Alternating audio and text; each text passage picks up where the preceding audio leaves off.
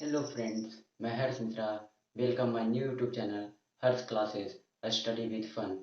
मैं अब देर न करते हुए हम वीडियो को स्टार्ट करते हैं। तो क्लास स्टार्ट करने से पहले एक चीज़ और बताना चाहेंगे कि इलेक्ट्रिक चार्ज और इलेक्ट्रिक फील्ड के बारे में हम कुछ 11th में भी जान चुके हैं। ठीक, तो चलिए अब वीडियो को स्टार्ट करते हैं। तो वीडियो को स्टार्ट करने के बाद हमारा सवाल उठता है कि इलेक्ट्रिक चार्ज और इलेक्ट्रिक फील्ड का मतलब क्या होता है। तो इलेक्ट्रिक चार्ज मीन्स होता है विद्युत आवेश। इलेक्ट्रिक चार्ज मीन्स होता है विद्युत आवेश और इलेक्ट्रिक फील्ड मतलब होता है विद्युत क्षेत्र। तो चलिए विद्युत आवेश और विद्युत क्षेत्र क्या होता है इसके बारे में हम लोग जानते हैं।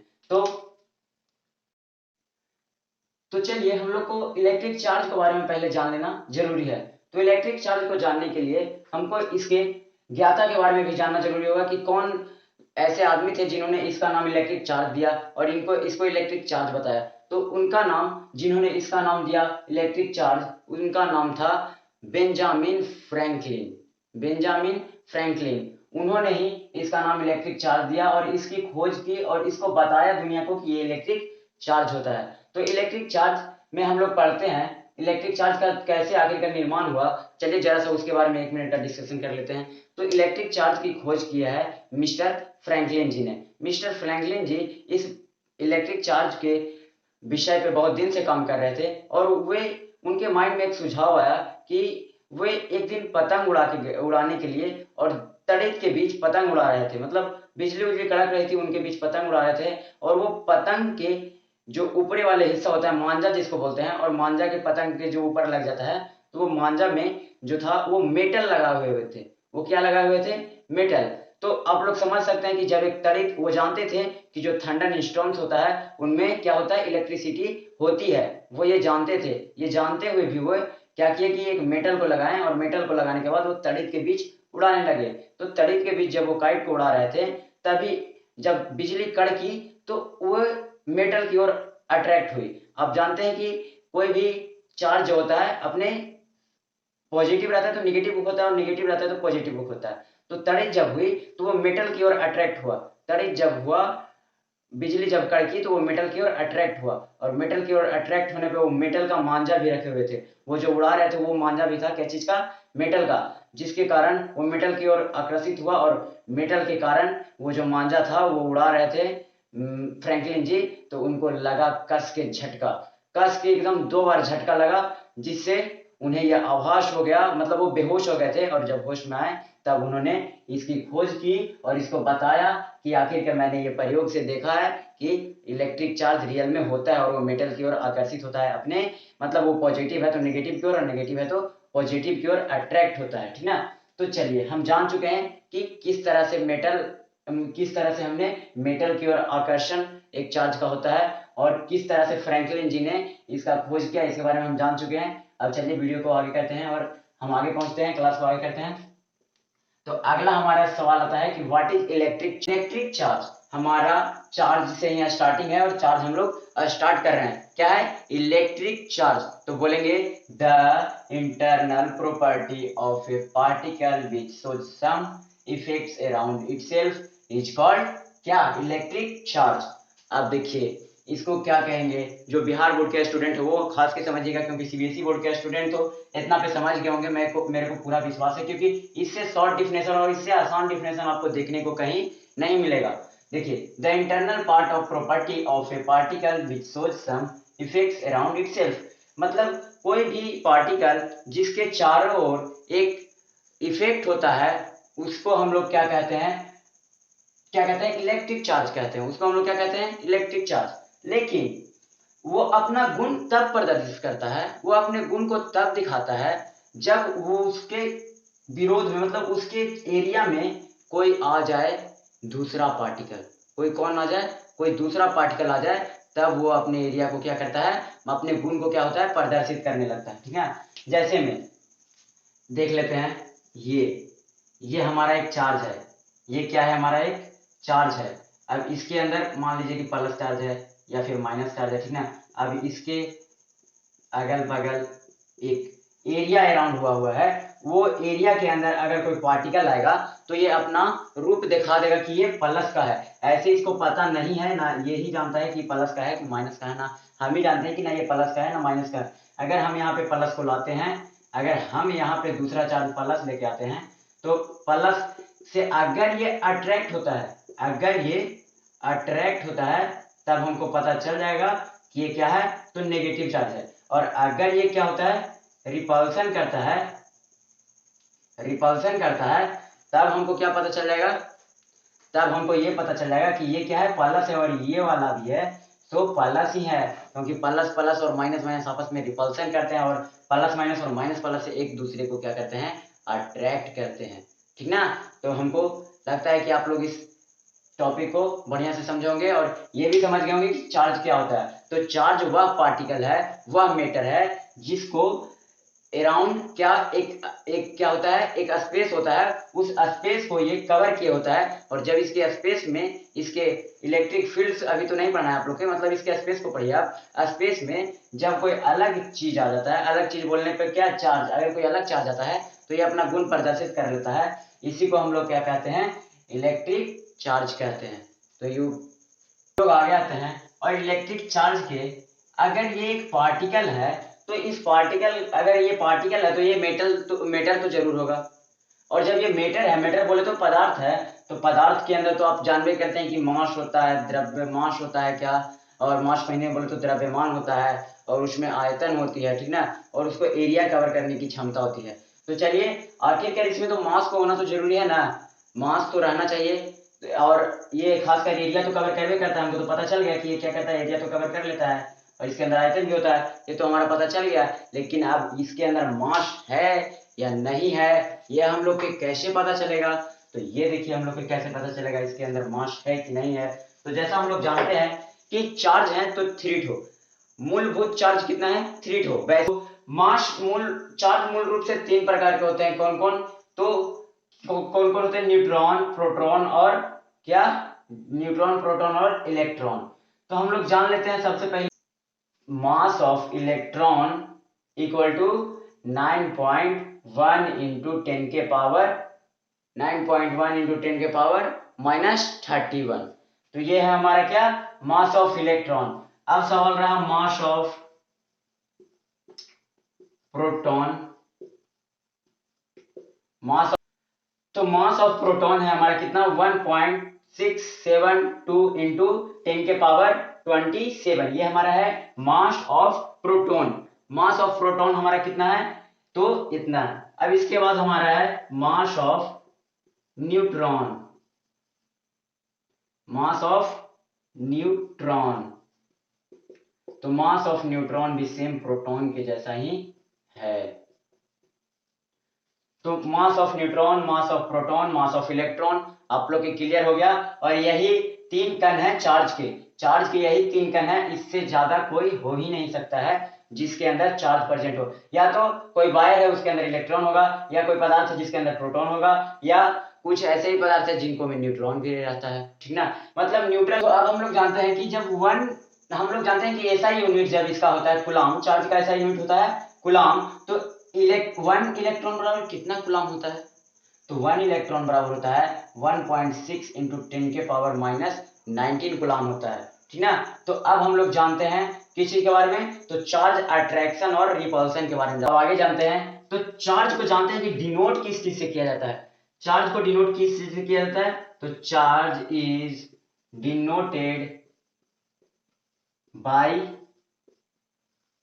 बड़ा क्यू एंड छोटा Q, capital Q and small Q. Okay, हम लोग चार्ज को डिनोट किससे करते हैं, तो बड़ा क्यू एंड छोटा क्यू से। और चार्ज आखिरकार कौन सा क्वांटिटी है, तो charge is a scalar quantity.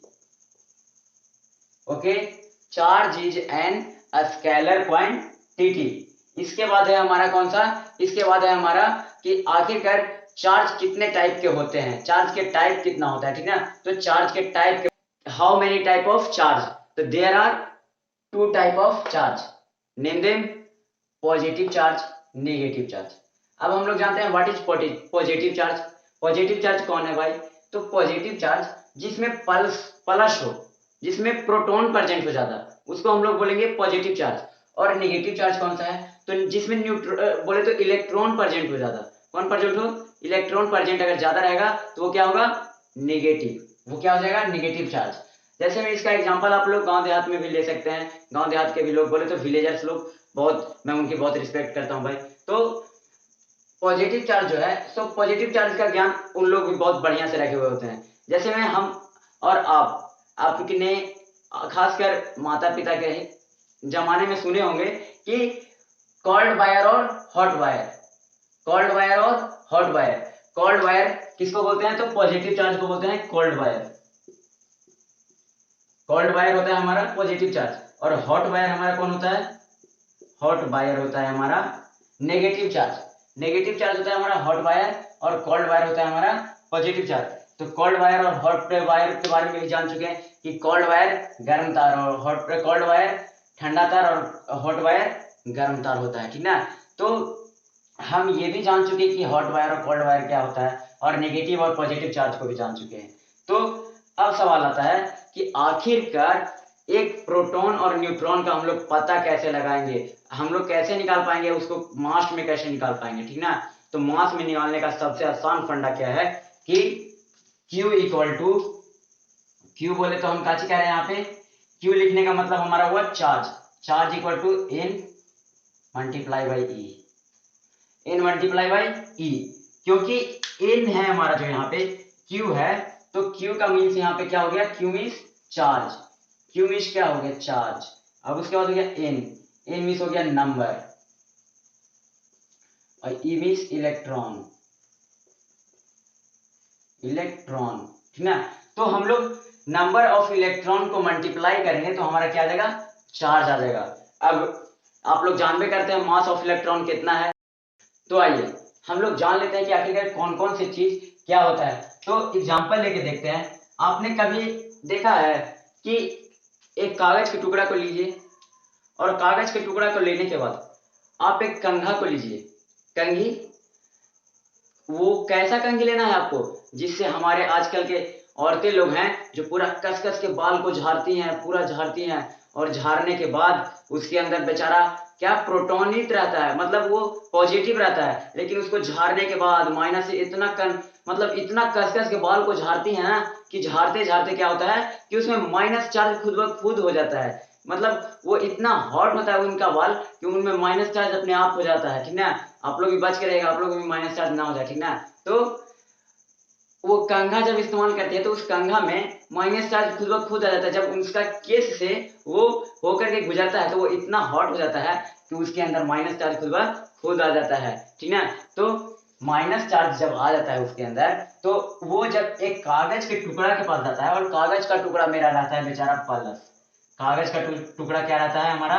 Plus. ये मान लो कागज का टुकड़ा है, ये हमारा पलस है, और ये कंघा आया उधर से, ठीक ना। बाल उलझा करके क्या आया? कंघी। ये आया माइनस, ये किस चीज के साथ आया? माइनस के साथ आया। और ये तो ये भी पलस था, लेकिन औरत लोग ने इनको बाल झाड़ झाड़ के क्या बना दिया? माइनस बना दिया। अब ये बेचारा जब माइनस हो गया, और जब इसको माइनस होने के बाद हम कागज के पास लेकर के आते हैं, तो कागज के पास ही आने के बाद अट्रैक्ट का गुण दिखाता है। किस चीज का गुण दिखाता है? अट्रैक्शन का। किस चीज का गुण दिखाता है? अट्रैक्शन का ये गुण दिखाता है, जिससे हमको पता चल जाता है कि कागज जब हमारा एनोडीकरण था, जब ये क्या था? प्रोटोनिक था, तब इसके अंदर पक्का है कि नेगेटिव चार्ज होगा, जब ये पॉजिटिव था। तो हमको ये पता चल गया कि खासकर कंघा को ज्यादा रगड़ना भी नहीं चाहिए। और आप लोग भाई, जो आप लोग कंघा इस्तेमाल करते हैं, वो कंघा लेडीज लोग को इस्तेमाल करने के लिए मत दीजिएगा, क्योंकि क्या होगा कि उनके बाल से आपके बाल में भी फिर नेगेटिव चार्ज आने की शंका है। और देखिए हमारा हेयर जो होता है नेगेटिव चार्ज का जन्मदाता होता है, ठीक ना। तो आप अपने हेयर को बचाना चाहते हैं तो अपने कंघा को लेडीज से बचा के रखिए, मैं इतना सलाह दूंगा। क्योंकि उनका बाल जो होता है तो 5 फीट लंबा होता है, जितना शरीर उनका लंबा नहीं होता उससे ज्यादा उनका बाल लंबा होता है। और जब वो अपने 4 फीट के शरीर से 5 फीट के बाल को झाड़ते हैं, तो वो 5 फीट के बाल में से इतना मतलब गर्मी रहता है ना कि वो हमारे कंघा में आ जाता है। और जब उस कंघा को हम इस्तेमाल करेंगे तो हमारा तो हो सकता है केस भी उड़ जाएगा। तो आप लोग भाई बच के रहिएगा, इसकी सलाह हम देते हैं। आप तो हम इसी के साथ समझ चुके हैं कि हमारा जो कौन कौन सा ऐसा पदार्थ है जिसके अंदर प्लस चार्ज होता है और माइनस चार्ज होता है। एक चीज हम लोग जान लिए कि कंघा में होता है तो पहले से प्लस चार्ज रहता है, लेकिन जब वो केस के साथ संपर्क बनाता है तो केस जो हमारा होता है माइनस चार्ज का जन्म जाता है। हमारा केस तो कम देगा जन्म, मगर लेडीज का केस तो बहुत ज्यादा देगा भाई जन्म, ठीक है। तो आप लोग बच कर रहिएगा, हम आपको बार बार सलाह दे रहे हैं। तो जब हम लोग बाल को झाड़ते हैं तो ये जो हमारा हेयर होता है, इस हेयर में हमारा निगेटिव चार्ज प्रेजेंट होता है। कौन सा चार्ज प्रेजेंट होता है? Negative charge. और जब हम अपने कंघा को ले जाते हैं इसमें और रगड़ते हैं, रगड़ने के बाद वो जो चार्ज होता है इसमें मिक्स हो जाता है, और वो जब कंघा हम लाकर किसी कागज के पास सटाते हैं तो वो कागज को अट्रैक्ट करता है। क्या करता है? अट्रैक्ट। अगर वो कागज को रिपल्स करता, मतलब दूर फेंकता, मतलब उससे सटने की कोशिश नहीं करता, तो वो क्या होता हमारा? वो हमारा होता कि वो नेगेटिव ये भी है और नेगेटिव ये भी हो जाता, ठीक ना। लेकिन वो और अट्रैक्ट करता है, जिससे हमको पता चल जाता है कि वो क्या है? प्लस चार्ज है, ठीक ना। और इसी के एक और एक जीता जाता है एग्जांपल, आपने मैग्नेट को देखा है? मैग्नेट में दो ध्रुव होते हैं, एक होता है नॉर्थ पोल और एक होता है साउथ पोल।